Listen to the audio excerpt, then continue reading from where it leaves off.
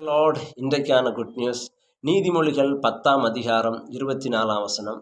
நீதிமான் விரும்புகிற காரியம் அவனுக்கு கொடுக்கப்படும். கர்த்தர் உங்களுடைய விருப்பத்தை இந்த நாளிலும் கூட நிறைவேற்றி தருவார். அதற்கு ஒரு காரியத்தை நீங்கள் செய்ய வேண்டும்.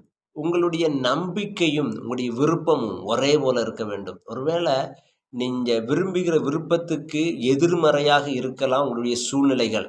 அப்பொழுது எனக்கு ரொம்ப விருப்பமாக இருக்குது, இப்படியெல்லாம் கர்த்தர் என் வாழ்க்கையில் செஞ்சால் நல்லா இருக்குன்னு சொல்லி விரும்பிட்டு சூழ்நிலைகளை பார்த்து இதெல்லாம் எனக்கு எங்கே நடக்கும் அப்படின்னு நீங்கள் சிந்திப்பீர்கள் என்றால் உங்களுடைய விருப்பம் ஒருபோதும் நடக்காது.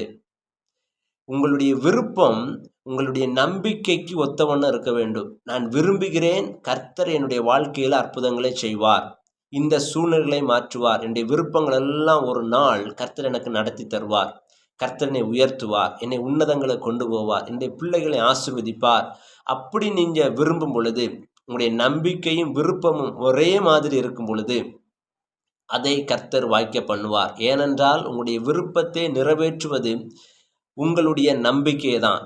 அதனால் கர்த்தர் மேலே நம்பிக்கையாக இருங்க.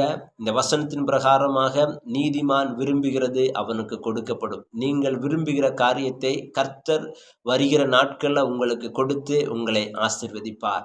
Have a nice day. God bless you.